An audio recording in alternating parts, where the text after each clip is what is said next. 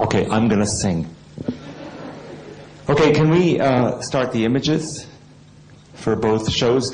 Today I'm going to talk about a book I wrote, and it started about, I guess, 2001 or 2002, and I found myself traveling about 240 days of the year, staying in many hotels, working in 38 countries, meeting a lot of people, a phenomenal amount of people.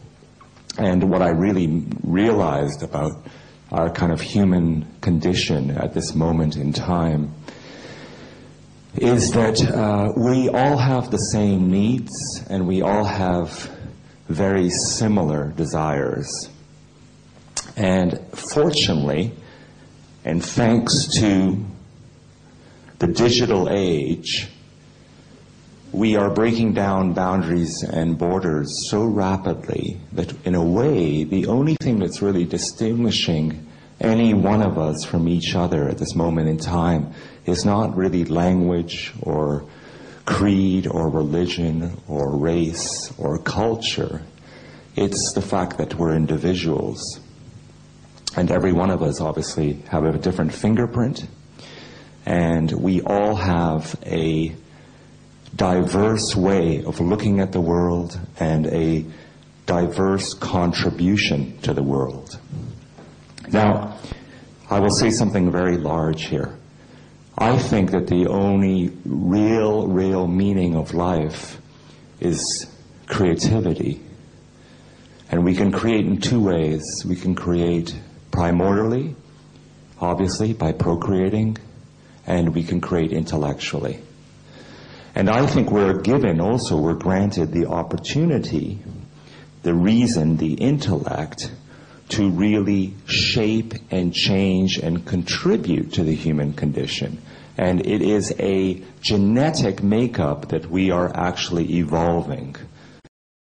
But the beautiful thing about us as human beings is that we're positive people, the majority of us. So we find somehow an excuse, and we start to believe that where we are in our lives was either meant to be, or that we find some level of happiness and satisfaction in that place. The book is broken down into 4 chapters. The first one's live. Now, live and live are the same word. A lot of us live, but a lot of us are not necessarily alive. And how do we become alive, in a way? I had a theory years and years ago that we can become alive through our physical entities around us, through every object, everything we engage, everything we touch. We also, that's the inanimate world, we become alive from human experience and human engagement. Now, the thing is that in order to feel alive, I think we need to feel inspired. And I actually spend a lot of time trying to be inspired and trying to kind of visit a world that inspires me.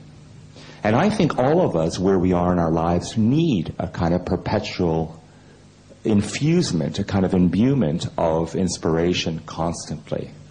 So what inspires us? I mean, does the office context inspire you where you work?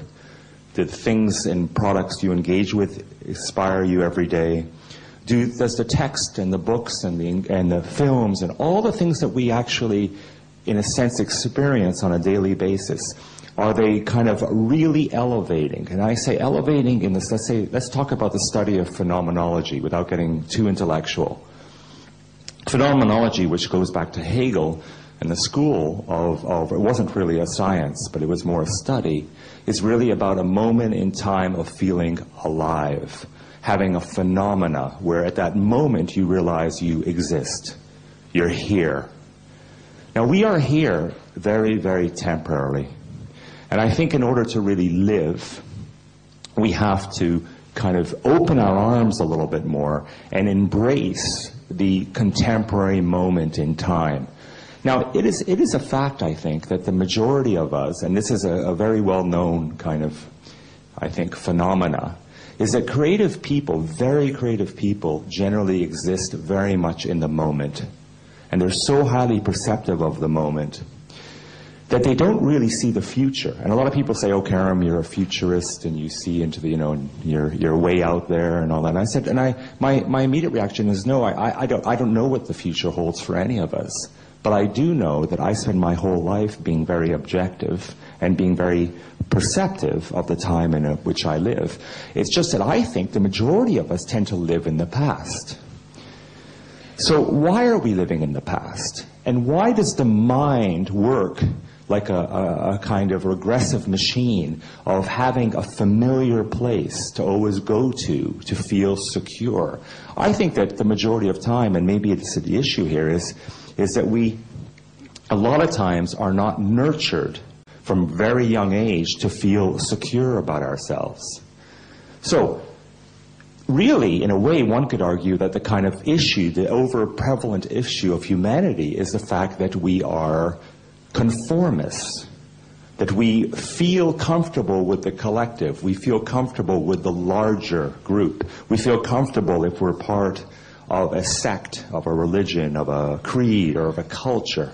But the reality is, as the digital age informs us and gives us so much information about our individuality and about knowledge, and I think knowledge is the kind of awareness factor of realizing that we not only exist within ourselves, but we exist in a place of 6 billion other human beings that are all going through diverse conditions in their place and in their life.